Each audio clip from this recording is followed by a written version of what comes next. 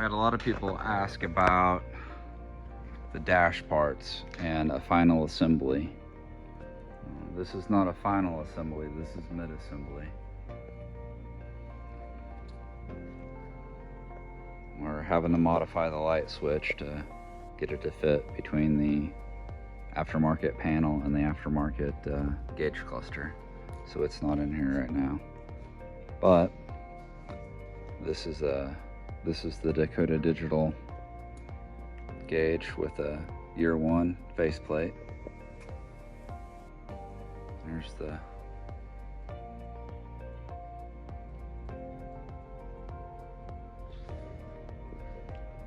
retro radio installed.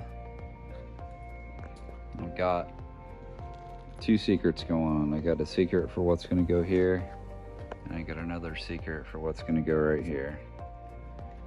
And those will be revealed later.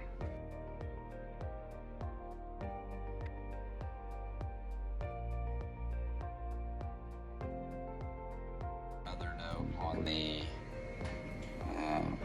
wiper switch. There is no difference in the gauge panel for a 2-speed or 3-speed wiper motor. The switch is different. The 3-speed has 4 settings, the 2-speed has 3 settings, and the easiest way to tell is just rock the switch. Off, low, medium, high, and you're done.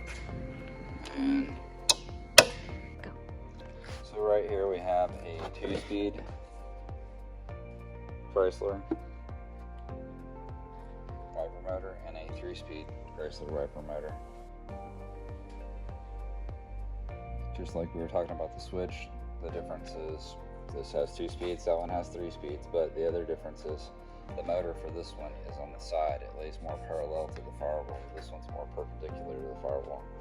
There were certain engine combinations and induction combinations that you had to have the 3-speed. You couldn't get the 2-speed wiper on them. And one of the things we need to hook up is this ground strap right here. It takes this grounding strap ferrule.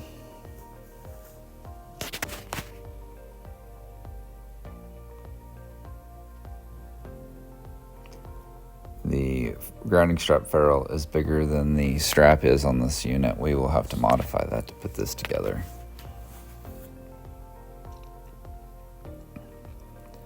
It is a must for that thing to be grounded in order for it to work properly. If not, it will not ground and you'll have an intermittent working issue.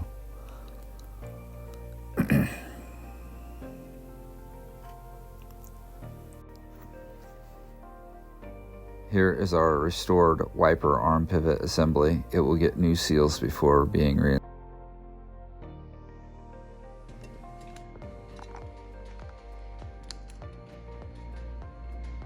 So this one goes to the column, plugs into the column. This one goes to the brake switch.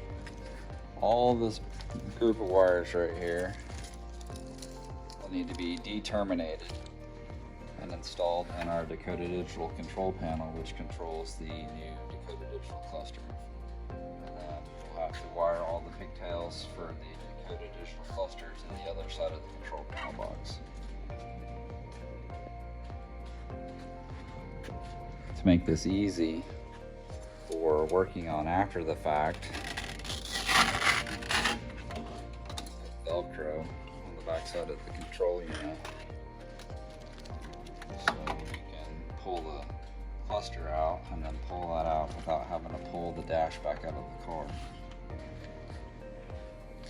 We have our kicker 4x10 radio, the back of the retro belt radio.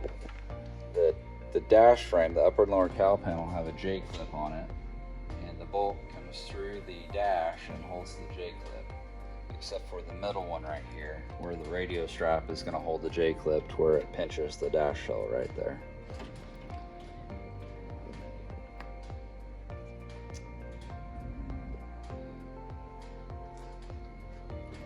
Differences between 68 and 9, going back to 68 and 9, were most alike between the 68, 9, and 70. 68 had its fuse box right here. 69 actually had it up inside the glove box to where you could take a screw out and swing the glove box door out of the way and access the fuse box. We do have the proper VIN rivets put in. I'm just going to put my hand over the VIN number here. You can see that it's got the correct watermark and the correct rivets in the VIN plate. This is almost ready to go in. We have to finish modifying the headlight switch, and then we're going to determinate and re-terminate all the stuff for the, and it will be ready to go in. We're not going to put the glove box door in or the ashtray in yet. We're still going to be using this to access for the Ninja unit. That's the main unit's already in the car. The controls will be up here. We're going to leave some of this open just so we can finish assembly of the AC unit. So, as far as the done pictures, not done, but halfway through.